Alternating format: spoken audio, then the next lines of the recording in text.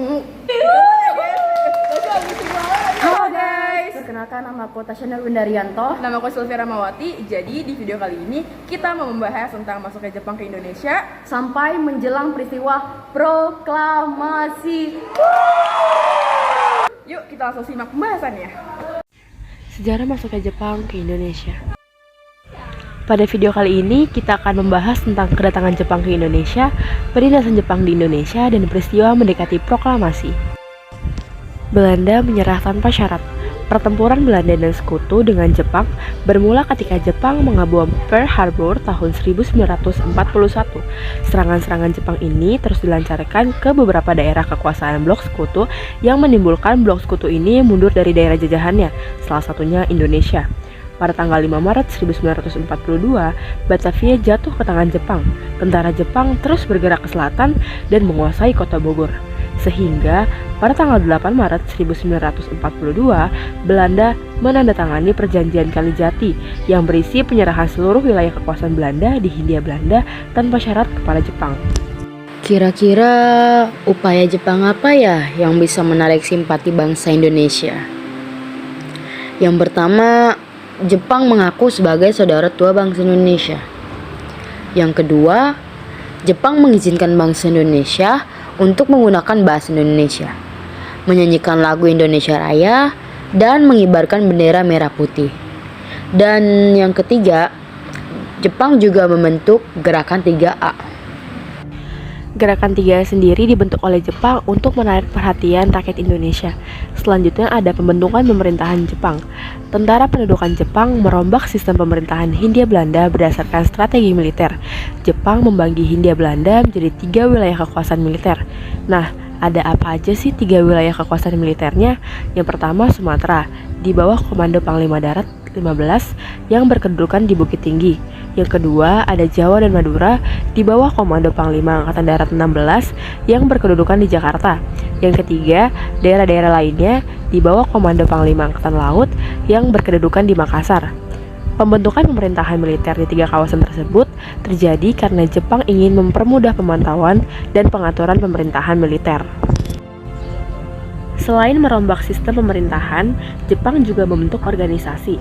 Nah, organisasi bentukan Jepang itu ada apa aja sih? Yang pertama ada organisasi militer. Organisasi militer ini didirikan dengan tujuan membantu Jepang dengan membangun pertahanan, menjaga keamanan, serta dilibatkan di medan perang. Contohnya ada Heiho dan Peta. Yang kedua ada organisasi semi-militer. Organisasi semi-militer ini memiliki tujuan menyiapkan rakyat Indonesia supaya mampu dilibatkan dalam aktivitas pertahanan. Rakyat Indonesia diharapkan mampu membantu dalam peperangan jika dibutuhkan. Contohnya ada Senendan dan Kemodan. Selanjutnya, Jepang juga menjalankan kebijakan ekonomi perang. Apa sih kebijakan ekonomi perang itu? Jadi, kebijakan ekonomi perang Jepang berarti semua kekuatan ekonomi di Indonesia digali untuk menopang kegiatan perang Jepang yang saat itu terlibat Perang Dunia II melawan Sekutu. Hasil perekonomian Indonesia dijadikan modal untuk mencukupi kebutuhan pemerintahan dan perang Jepang. Wah, Jepang ini sangat sadis ya. Indonesia sudah digali semuanya, termasuk ekonominya, bahkan sumber daya alamnya juga. Pada saat pendudukan Jepang di Indonesia, Jepang membuat suatu kebijakan atau kerja yang dimana membuat rakyat Indonesia itu menderita. Nah, apa sih bentuk kerjanya? Untuk menopang perang Asia Timur Raya, Jepang mengerahkan semua tenaga kerja dari Indonesia. Tenaga kerja inilah yang kemudian kita kenal dengan Romusa. Lingkungan mereka ini sangat terbuka dan orang-orang atau warga negara Indonesia yang dipekerjakan ini itu bisa dipekerjakan di dalam pembangunan kubu pertahanan, jalan raya, dan lapangan udara. Perjuangan secara kooperatif dilakukan oleh tokoh-tokoh nasionalis yang duduk di lembaga-lembaga penting bentukan Jepang.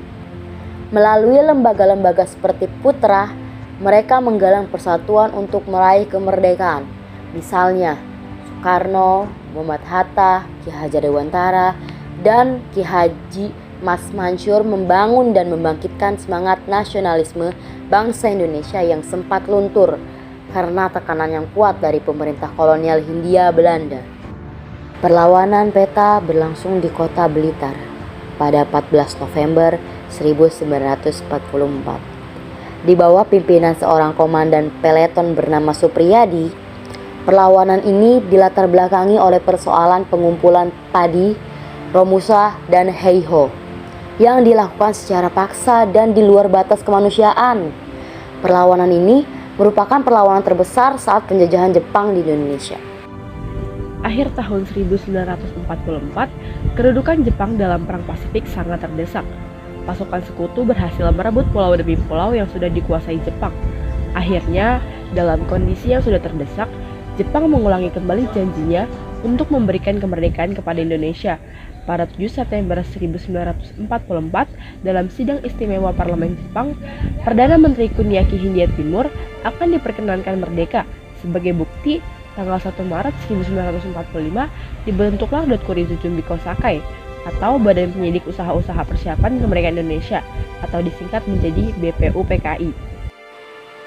BPUPKI bertugas menyelidiki berbagai hal terkait aspek politik, ekonomi, pemerintahan, dan hal-hal lainnya yang diperlukan bagi pembentukan sebuah negara merdeka.